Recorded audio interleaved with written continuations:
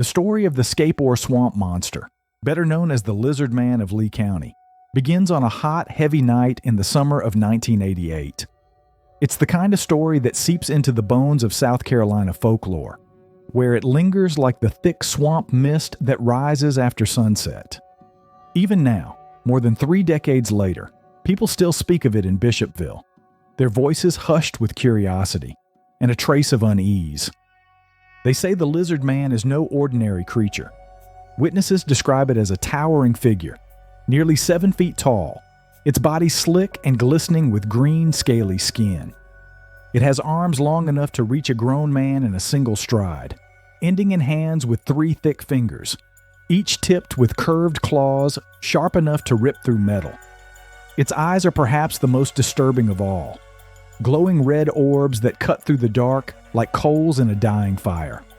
Some claim the thing moves with a speed and strength that no man or beast should possess, able to vanish into the swamp before you even know you've seen it.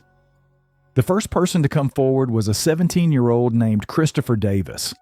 He lived in Bishopville, a quiet town where the nights tend to be still, and people don't expect to come face to face with monsters. But on the night of July 14, 1988, Davis was driving home from his shift at a local McDonald's. It was late, around 2 a.m., and the roads were empty as he passed by the edges of Scape Swamp. That's when his tire blew. Davis pulled his car over and got out to fix the flat. He was almost finished when he heard something behind him. Not just a rustle in the brush, not the hoot of an owl or the splash of a frog. This was different, heavy, fast, coming straight toward him. When he turned around, Davis said he saw something he would never forget. A huge figure, green reptilian, racing at him with terrifying speed. Its red eyes locked onto his. Panic surged through him. He bolted for his car, jumped inside, and tried to get away. But the creature was faster. It leapt onto the roof with a force that shook the entire vehicle. He could hear the claws tearing at the metal, feel the weight of it pressing down as it clawed through the roof. The side mirror was ripped clean off. Long gashes were left behind, scars cut deep into the metal. Somehow Davis managed to shake the thing off and speed away into the night. When he finally made it home, Davis told his father what happened. They went straight to the Lee County Sheriff's Office. Sheriff Liston Truesdale took the report himself. Davis's car bore the marks of something violent, something no one could quite explain. And when Davis later passed a polygraph test, it was enough to convince Truesdale that the boy had seen something out there. Word spread quickly. Soon Bishopville was buzzing with whispers of a creature in the swamp. And then, as if called forth by the story, more sightings came. Just 10 days later, on July 24th, the Way family woke to find their car badly damaged. The chrome trim was peeled away as if by giant hands. Deep scratches raked across the paint. Parts of the engine looked chewed. And then there were the tracks. Huge footprints, 14 inches long, pressed deep into the soft ground nearby. Truesdale had plaster casts made, but they didn't match anything known to wildlife experts. They weren't human either, but they weren't clear enough to give any real answers. What they did do was feed the fear. For weeks afterward, reports poured in. Drivers said they saw something dart across the road near Scape Swamp, moving with unnatural speed. At night, people heard low growls and eerie screeches echoing through the trees. Some farmers found their livestock missing, or worse. Mutilated animals were discovered in circumstances that defied explanation. Bishopville found itself thrust into the national spotlight. News vans rolled into town. TV crews hunted for answers. T-shirts and bumper stickers appeared in store windows. In the span of weeks, the Lizard Man had gone from rumor to legend. But legends can fade just as fast. As the summer of 1988 turned to fall, the sightings slowed. The reports stopped. People went back to their lives. For a while. Then in 1990, it happened again. A local farmer reported finding several of his cattle killed and mutilated. The wounds were unlike anything he'd seen before. He was convinced the Lizard Man was to blame. The details were vague, but they were enough to stir the story from its sleep. Years passed. The legend never truly died. And then, in 2008, it came back to life. Bob and Dixie Rawson, also of Bishopville, woke one morning to find their minivan torn apart. Deep gashes ran along the sides. The fenders were dented and something had left bite marks in the metal. Blood and hair samples were collected and tested. They didn't match any known animal in the area. The authorities admitted they couldn't explain the damage, but they weren't ready to say it was the lizard man. And yet, the stories continued. In 2011, another sighting near Scape Swamp. A driver said a tall, green reptilian figure crossed the road in front of him. Red eyes, long arms, walking upright on two legs, just as Davis had described more than 20 years before. In 2015, the legend sparked again. A woman claimed she had taken a photo of the lizard man outside a church. Around the same time, another man said he had captured it on video. The photo and footage were met with widespread doubt. Hoaxes, some said. Mistaken identity, said others. But in Bishopville, the legend didn't die. It never does. Some say the lizard man isn't unique. There are stories of similar creatures in other places. The Honey Island swamp monster of Louisiana, often described as a Bigfoot-like beast, has been reported with reptilian traits. It too haunts the deep swamps and has been blamed for strange noises and attacks on livestock. Or take the Thetis Lake monster, spotted in 1972 near Victoria, British Columbia. That creature was described as a humanoid with silvery scales, sharp claws, and gills. It emerged from the lake and startled two young men before vanishing back into the depths. Another reptilian mystery. Another piece in a larger puzzle. These stories go back centuries, across cultures. Sometimes they're ancient beings, sometimes extraterrestrials in modern conspiracy theories. Cryptozoologists suggest they're part of a bigger pattern, something that stretches beyond coincidence. But for every believer, there's a skeptic. Some say the lizard man was nothing but mass hysteria. That in the heat of that South Carolina summer, people saw what they wanted to see. Others think Davis mistook a bear, or maybe a rogue iguana that had grown larger than expected, for something monstrous. And there's always the possibility of pranksters, stoking the fires of a legend that brings tourists and TV crews to a sleepy southern town. Sheriff Truesdale himself stayed neutral. He said more than once he believed Davis had seen something out there that night, but he never claimed to know what it was. Today, the lizard man is woven into the identity of Bishopville. The town embraces its monster. Visitors still come, hoping to hear the stories firsthand, or maybe catch a glimpse of something moving in the dark water. There's never been solid proof. No body, no bones, no clear photograph. But the story remains. And as the sun sets over Lee County and the mist creeps up from Scape Swamp, some say the lizard man still watches from the shadows, waiting. And if you think Bishopville is the only place with stories like this, think again. Head north across the border into North Carolina, and the landscape changes. The lowland swamps give way to rolling hills and deep, dark forests. But the sense of mystery lingers. There are other stories out there, other things in the night. But those are tales for another time. North Carolina has a long history of unexplained phenomena. In the western part of the state, deep in the Blue Ridge Mountains, people have watched for centuries as strange glowing orbs rise and hover over the horizon. These are the famous Brown Mountain Lights, a mystery that predates the modern era. Native American legends told of ghostly fires from an ancient battle. Settlers in the 1700s described seeing lantern-like lights that moved without a source. And even now, scientists and skeptics have yet to offer a satisfying explanation for the lights that appear with no warning and vanish just as suddenly.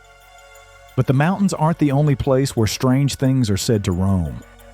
The thick forests of North Carolina have long been home to tales of Sasquatch, huge, hairy creatures walking upright, leaving behind enormous footprints in their wake.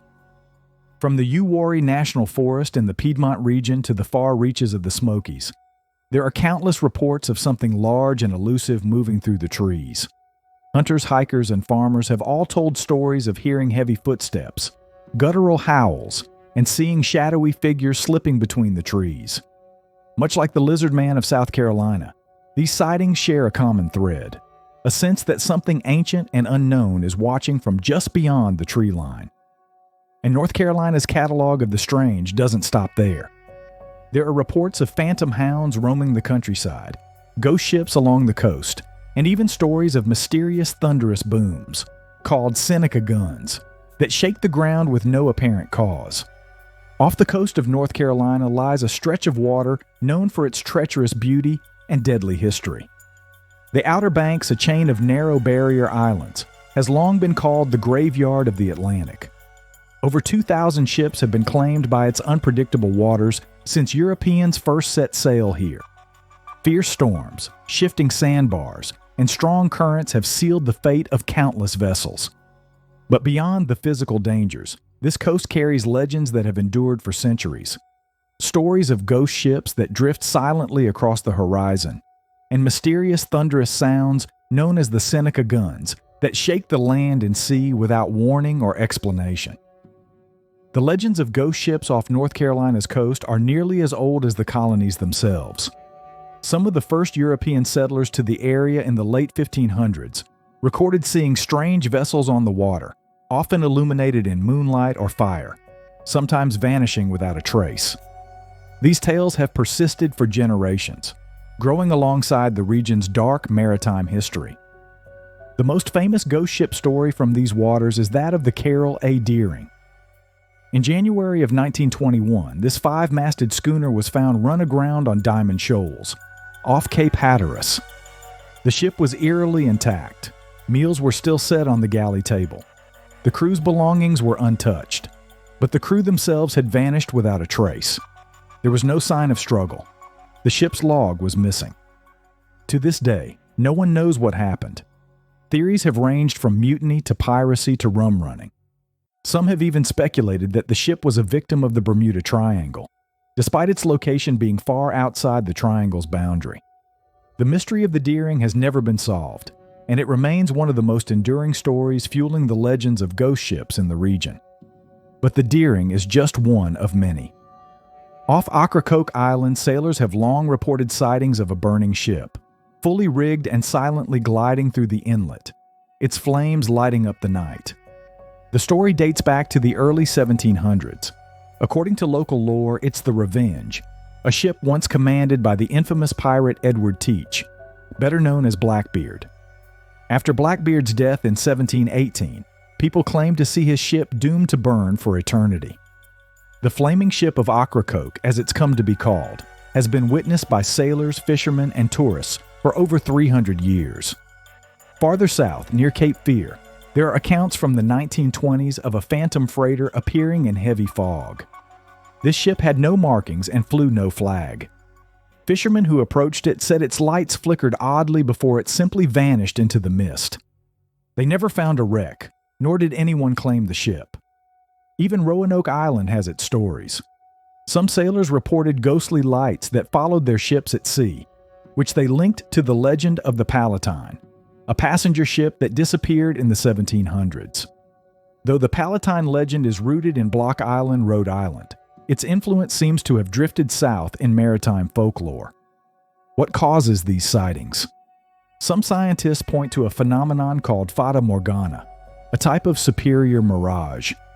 When layers of hot and cold air bend light in just the right way, they can project distant ships over the horizon, making them appear ghostly or floating above the water.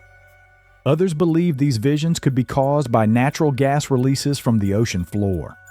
Methane hydrates can erupt from beneath the seabed and, under the right conditions, ignite on the water's surface, creating the illusion of a ship in flames. Of course, there are those who think these sightings are something more supernatural. Some suggest they are residual hauntings, events from the past playing over and over like a recording, a loop of tragedy forever caught in time. If the ghost ships haunt the eyes, the Seneca guns shake the earth and rattle the soul. These are the mysterious booms that have echoed along North Carolina's coast for centuries, from the Outer Banks down to Cape Fear and even farther inland.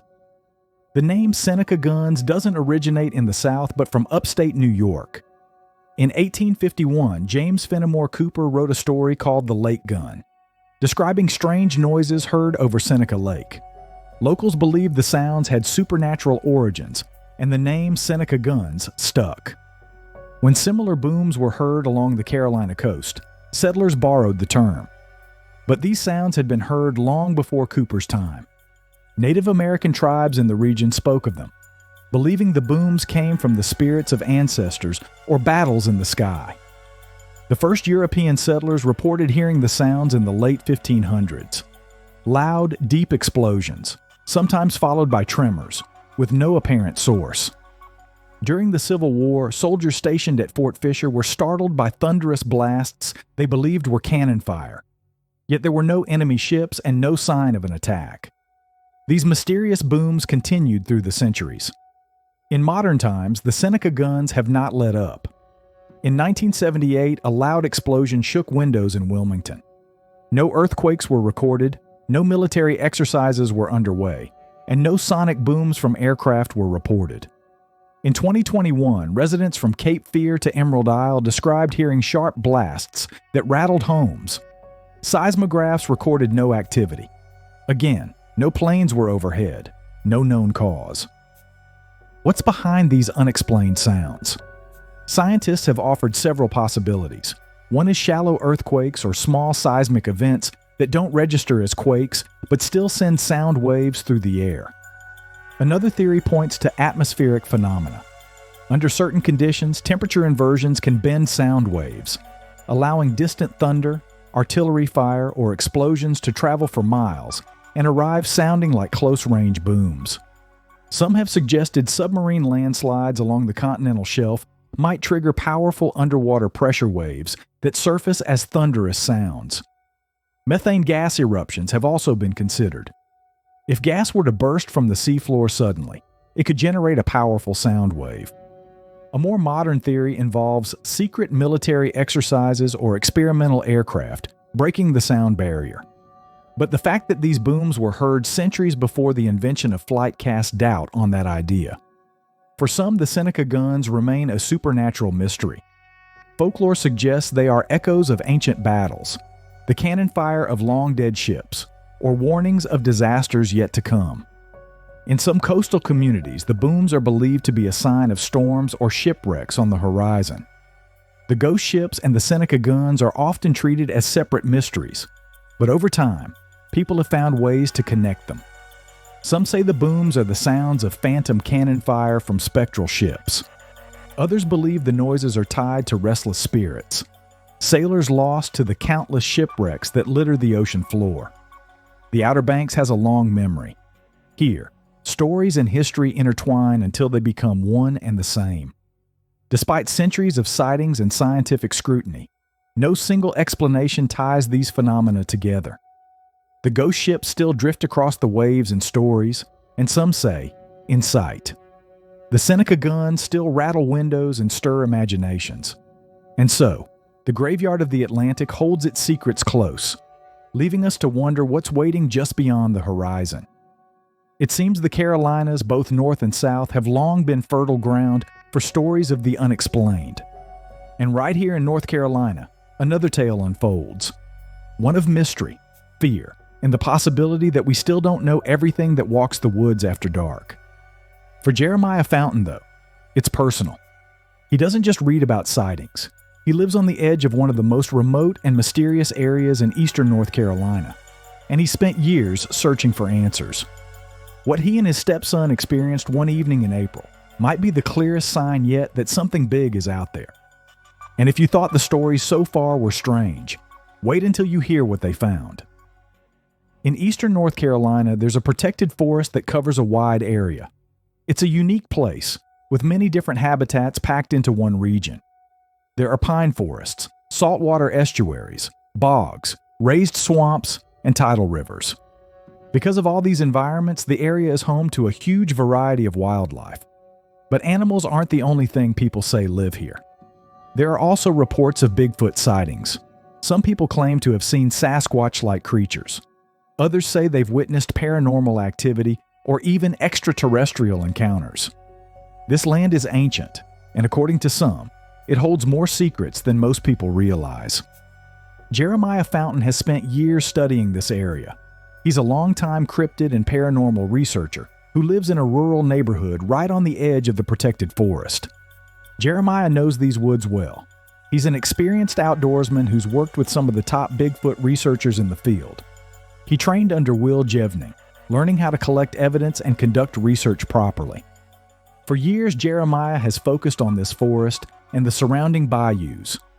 He believes there might be a hot spot or a route that Bigfoot uses to move through the area.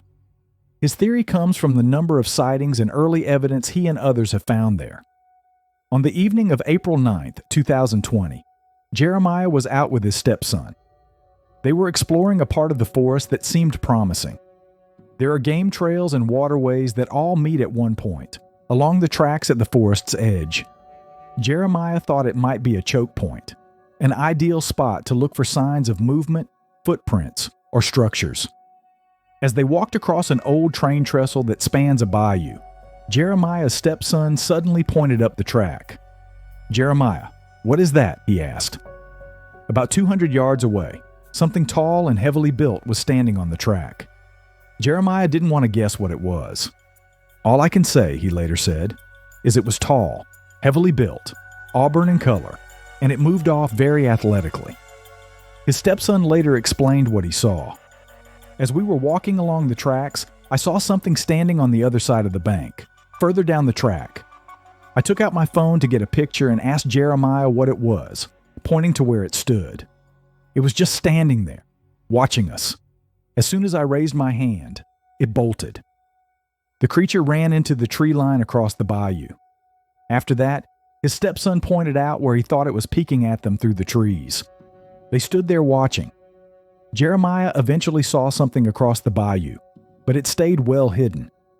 They couldn't be sure what it was, but his stepson was convinced it was Bigfoot. Jeremiah and his stepson decided to climb down into the bayou to look for evidence. Around the trestle, they found a number of footprints in different sizes, but they also found something even stranger, a dead alligator with unusual bite marks on its back. The bite marks didn't look like what you'd expect from another gator. Typically, when alligators attack each other, they go for a limb or the tail. They bite and roll until they tear it off, and then they usually drag the body underwater. But this gator had chunks taken out of its back and neck instead. Even stranger was where they found the body. It wasn't in the water at all. It had been placed high up on the girders of the trestle bridge. Someone, or something, had covered it with bark, a stick, and a turkey wing, as if hiding it. Only the head and the wounded area were left exposed. Jeremiah thought about how hard it would be for him to do the same thing. To put the gator there, he'd have to stand waist-deep in alligator-infested water. He'd need to lift the body above his head, place it up on the trestle, and then cover it the way they found it. It didn't make sense. Whatever put it there had to be tall, really tall. Jeremiah took photos and video of everything they found, the footprints and the gator. He also did a size comparison. When his stepson first saw the creature, it was standing near a railroad sign. Jeremiah stood next to that same sign. Whatever they saw had been about 2 feet taller than him. That would make the creature over 7 feet tall. They collected their evidence and went home.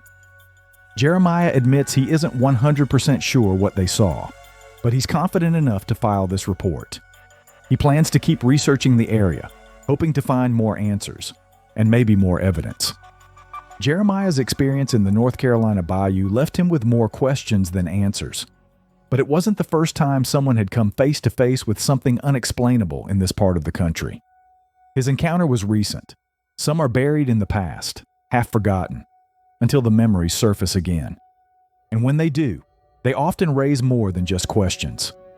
They remind us that sometimes the things we think we've left behind are still out there, waiting. But Jeremiah's story isn't the only mystery hiding in the mountains of North Carolina. About 170 miles southwest of his land, near Linville Gorge in Burke County, something stranger lingers. Something that doesn't belong to one man's story, but to the land itself. For hundreds of years, people have gathered on dark ridges and lonely overlooks, watching for something they can't explain. They call them the Brown Mountain Lights. Brown Mountain is an ordinary ridge covered in pines and hardwoods, part of the Blue Ridge chain. It stretches low against the skyline, easy to overlook by daylight. But when the sun sets and darkness thickens over the Pisgah National Forest, something happens. Small orbs of light rise above the trees, floating and flickering in the night air. They glow red, orange, white, and blue. Some hover like lanterns swaying gently. Others dart, vanish, and reappear somewhere else. A few drift slowly up into the sky before fading away. These lights have been seen for centuries, and after all this time, no one has figured out what they are. The oldest known stories about the Brown Mountain Lights come from the Cherokee and Catawba tribes, who lived in the area long before the first European settlers arrived.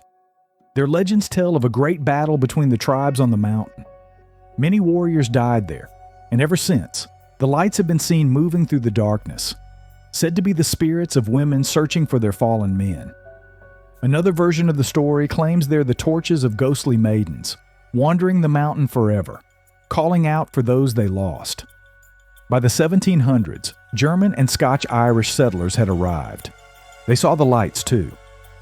In 1771, a German engineer named Gerard William de Brom was surveying the region. He wrote about strange lights rising over the mountains. He thought they were what he called ignis fatuus, foolish fire, or swamp gas. De Brom believed the lights were caused by nitrous vapors leaking from the ground, but even he admitted he couldn't be sure. In the 1800s, hunters and travelers told their own stories of strange lights seen from the trails and gaps around Brown Mountain. People camping on Linville Gorge claimed the lights seemed to watch them. Others said they saw orbs drifting silently through the woods like distant lanterns. By the early 1900s, the Brown Mountain Lights were drawing wider attention. In 1913, after a surge of sightings, the Charlotte Observer published an article about the phenomenon. Word spread fast. Soon after, the U.S. Geological Survey sent geologist George R. Mansfield to investigate. After months of study, Mansfield concluded the lights were nothing more than misidentified headlights from trains and cars traveling near Morganton and Lenoir. He even set up field tests to back up his theory, believing he had put the matter to rest. But the locals disagreed. They claimed they'd seen the lights long before cars and trains came through the region. They said the lights didn't behave like headlights or lamps. They rose and fell, hovered, darted in odd directions, and appeared in places where there were no roads or rails. The arguments didn't stop sightings from coming in. In 1922, another team from the Geological Survey returned to Brown Mountain and backed Mansfield's conclusion. They blamed atmospheric refraction for the strange lights, suggesting distant lights were bending and bouncing through different layers of air and mist. Still, the lights persisted. In 1941, a U.S. Forest Service ranger named Parnell filed his own report. He said the lights were peculiar in their movements and didn't match anything he'd ever seen before. Through the 1960s and 70s, campers and hikers continued to report glowing orbs on clear nights, often after heavy rains. Some of the best places to see them were Wiseman's View and the Overlook on Highway 181, both still popular spots today. In 1980, scientists from Oak Ridge National Laboratory came to Brown Mountain with modern equipment. They managed to capture video footage of lights rising and falling along the ridge. But even with cameras and sensors, they couldn't explain what they recorded. Paranormal investigators and documentary crews followed. Some got footage. Others came away empty-handed. But the stories didn't stop. Many witnesses report that sightings peaked during the fall months, especially in September and October. The lights seem more active after storms, when the air is clear and crisp and the view stretches for miles. Sometimes the lights stay low along the ridge, glowing faintly. Other times they rise high into the sky or shoot out over the gorge before vanishing without a trace. Plenty of theories have been offered over the years. Some scientists believe the lights are caused by natural gases, things like methane or phosphine, that seep from the ground and ignite in the air. The problem is, Brown Mountain doesn't have swamps or marshes where these gases usually form. Others point to the mountain's rich mineral deposits.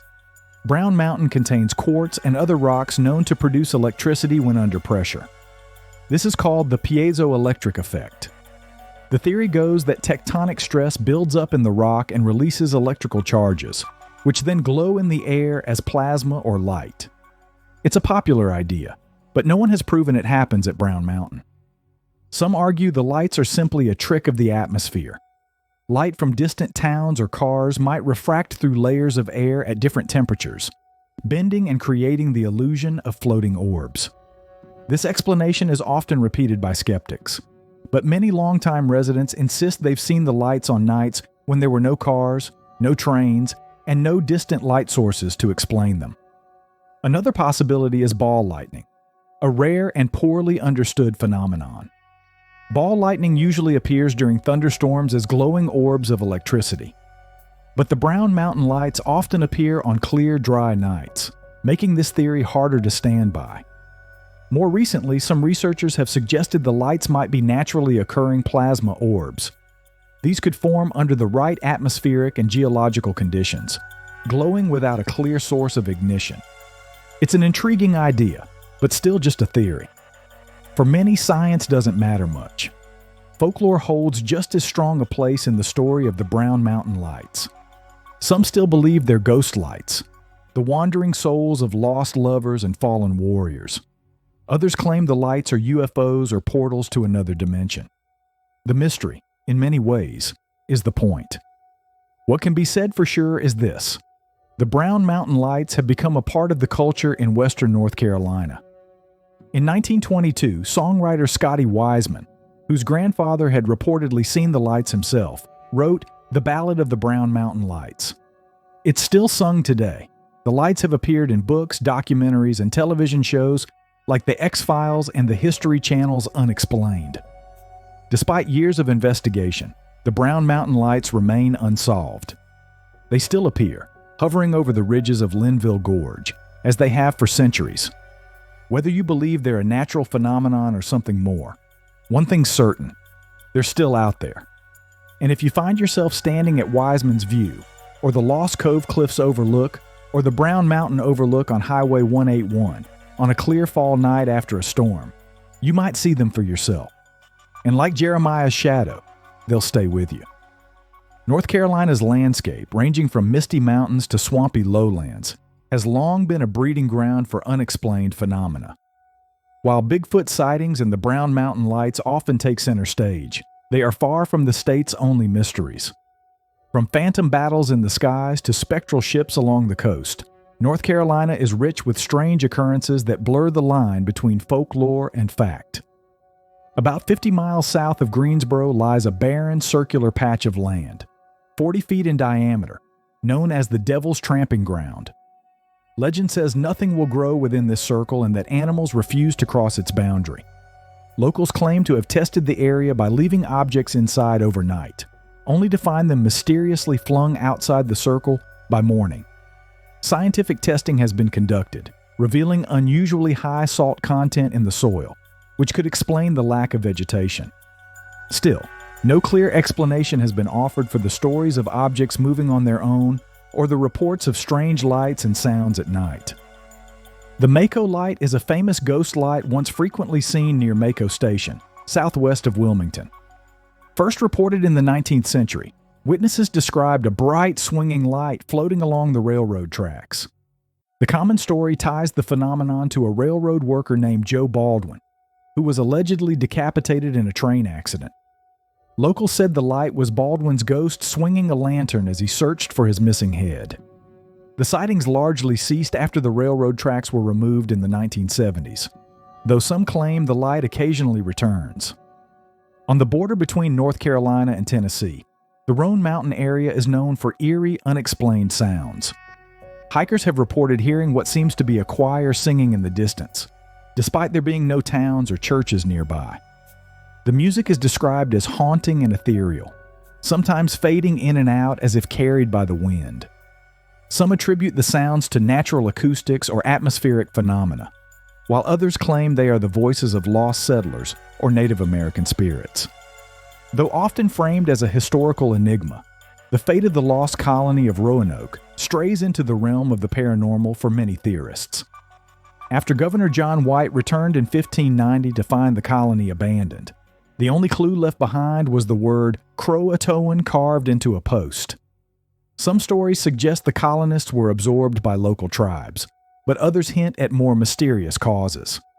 Over the years, reports have surfaced of ghost sightings in the area, including shadowy figures, disembodied voices, and even full apparitions dressed in Elizabethan clothing.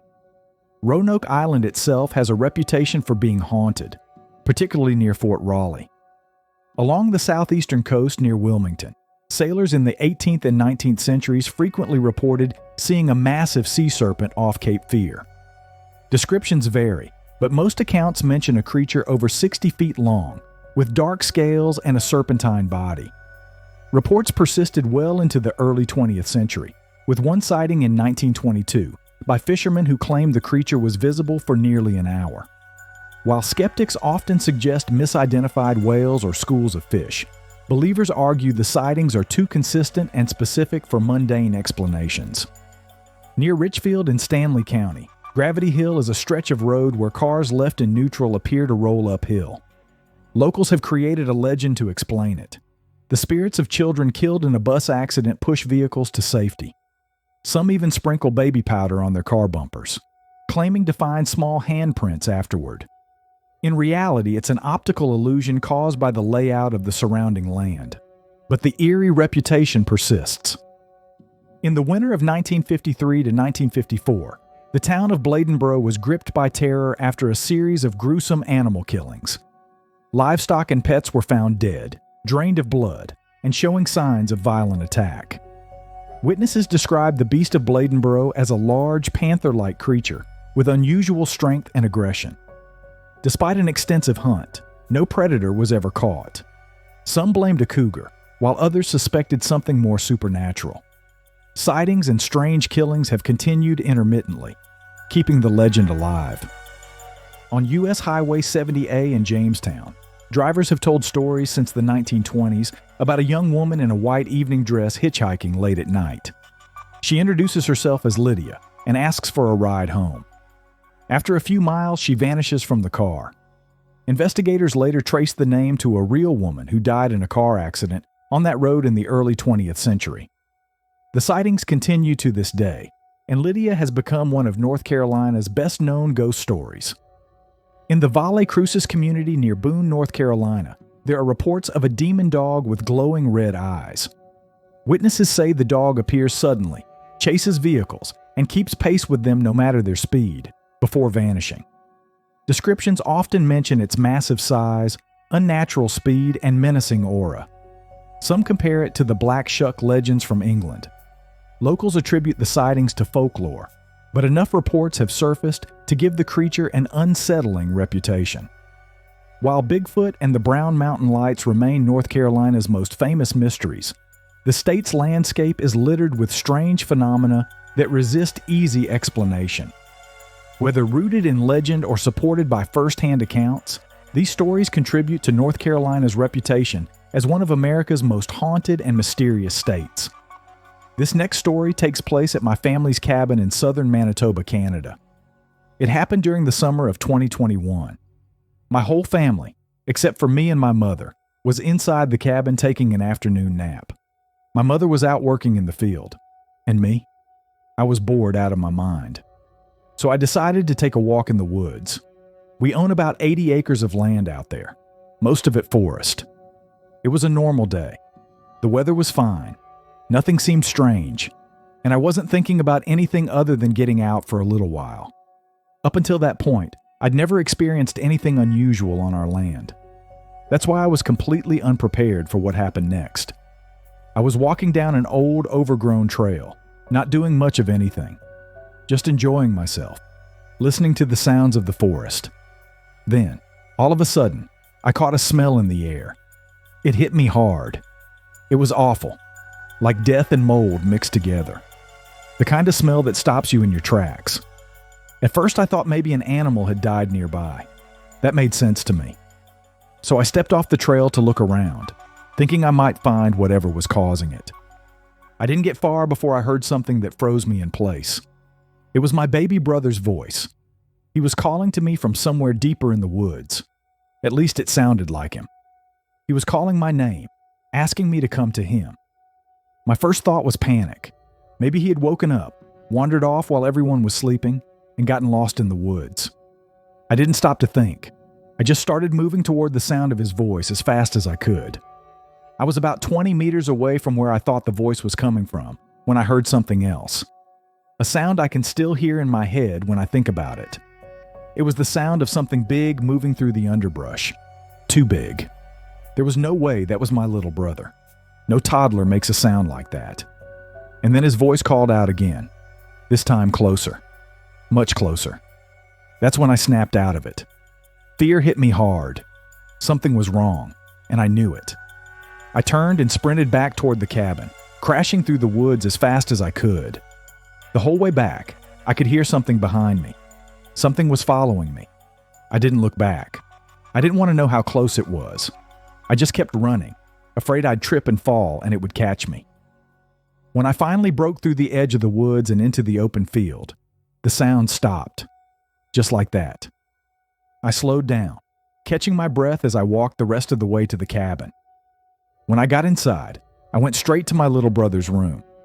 There he was, still fast asleep in his bed, right where he had been the whole time. I knew then what had happened. What I'd heard in those woods wasn't my brother. It wasn't anything human. I'm sure of it. I believe it was a skinwalker. And for days after that, I wouldn't go anywhere near the tree line. I was too afraid that I'd hear that voice again. Or worse, that it would find me. I hope I never feel that kind of fear again. So if you spend time outdoors, remember this. If you hear a voice calling to you from deep in the woods, no matter who it sounds like, don't follow it. The forests of Manitoba hold their secrets well. And sometimes, it's only a voice that warns you something isn't right.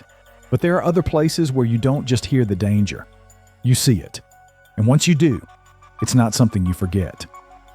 This next story takes us south, to the open back roads of North Dakota. What starts as an ordinary drive home turns into a night none of them will ever forget. It was August 26th, sometime between 2:20 and 2:30 in the morning. My two cousins were driving back from Minot, taking the back roads to get home faster. They were about 2 or 3 miles from home, driving down County Road 7, when it happened. They told me they were just talking when they noticed something on the left side of the road, standing in the northbound lane. It was huge. A large, brown, hairy figure, somewhere between 7 and 8 feet tall. They said they were driving about 50 to 55 miles per hour, but slowed down a little as they passed by it. As soon as they hit the brakes and the red brake lights lit up behind them, they got a clearer look at it. That's when they punched the gas and tore down the road toward home. They said they were going at least 90 miles per hour the rest of the way back, scared out of their minds. When they got to one of my cousins' houses, they ran inside and woke up my uncle. They told him they had just seen Bigfoot. Then, they drove straight to my house and woke me up. At first, I didn't believe them.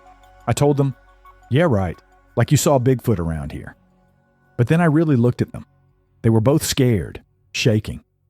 That's when I knew they had seen something out there, something they couldn't explain. So I grabbed 2 spotlights, a 5 million candle power and a 3.5 million candle power. My uncle had another one, a 1 million candle power light.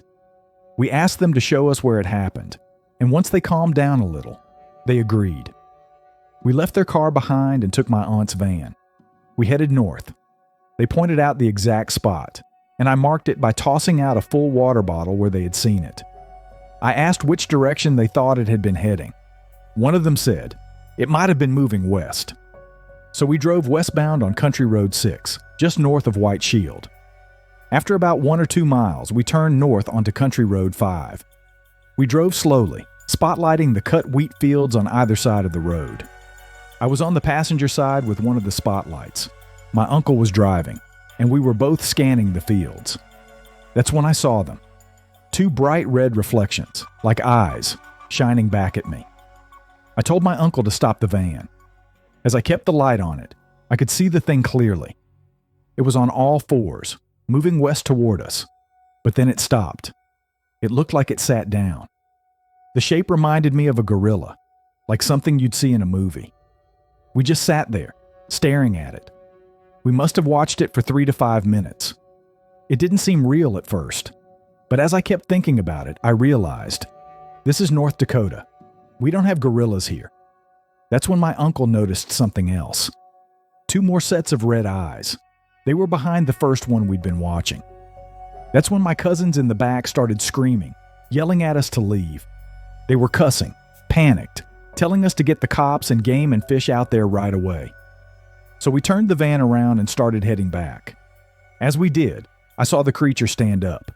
That's when I yelled, "Hurry up! Let's get game and fish out here." When we got back to my house, my cousin called the BIA, Bureau of Indian Affairs, and told them what was going on. They said they would contact the game warden. My uncle and I told my cousin to let them know we were going back out to wait for him. My cousins decided to stay behind, but my cousin's husband wanted to come with us. We drove back out to Country Road 5. As we were driving, we noticed a terrible smell, like urine, old sweat, and swamp water all mixed together. It wasn't coming from inside the van. I checked. Inside, it still smelled fine. But outside, the odor was strong. We stopped and got out, listening for any sounds.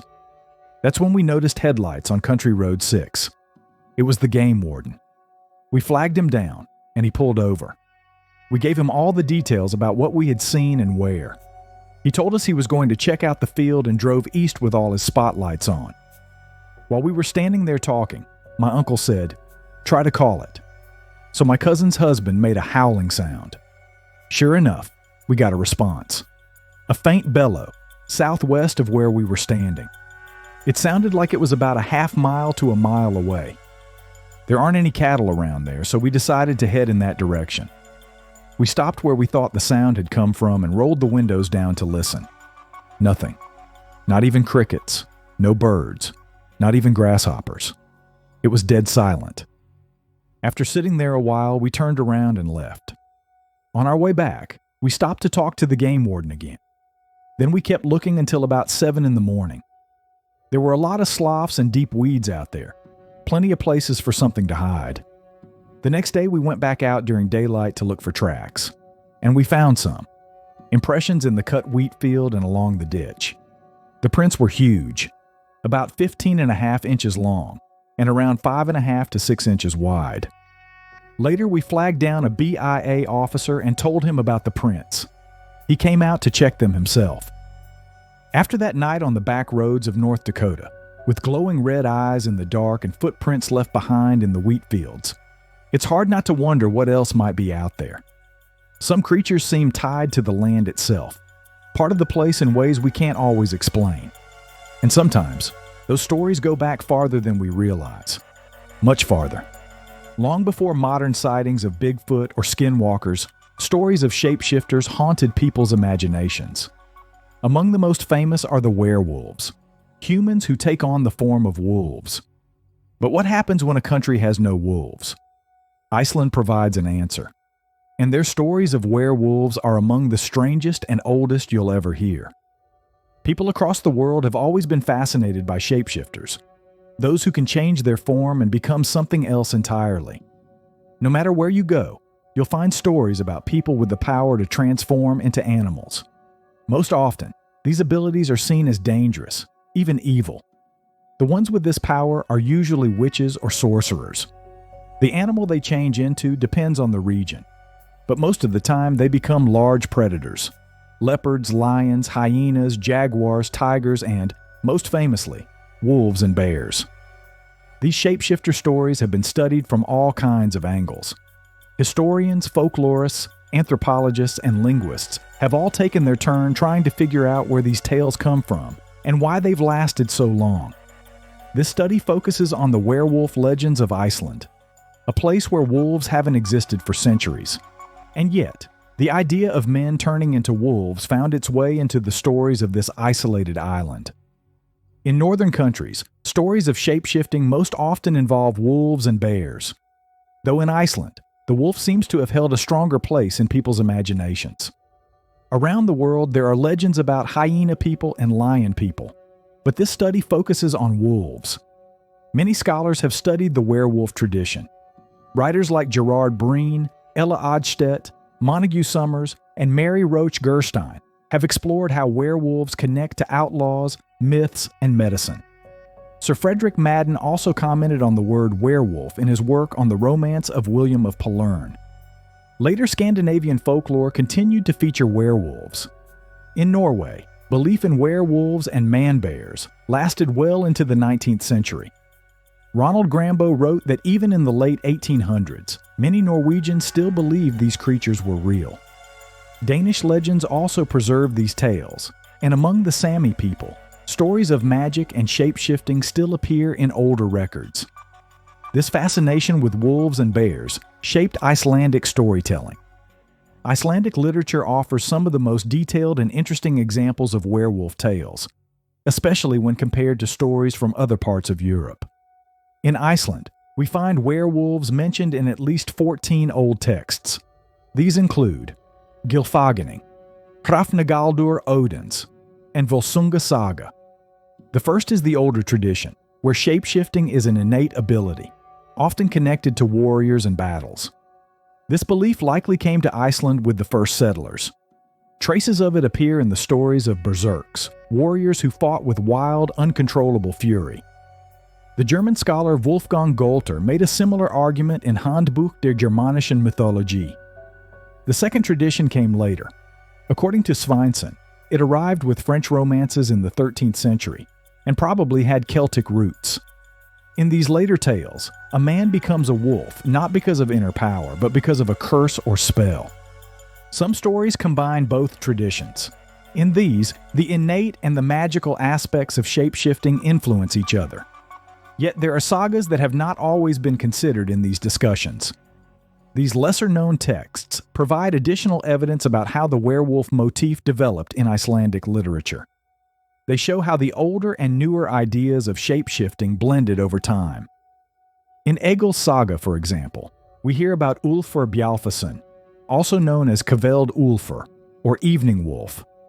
As evening approached, he grew ill-tempered and was said to sleep heavily at night.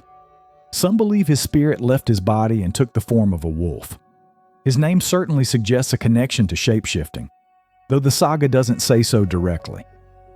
In Gisla's saga Sursonar, there's a dream of a man with a wolf's head, another hint at the motif. The Icelandic werewolf isn't just a copy of European legends. Iceland's tales have their own unique characteristics, shaped by the land, history, and beliefs of the people who told them. Even in a place where no wolves roamed, the stories of men who became wolves lived on. And these stories remain part of Iceland's literary heritage to this day.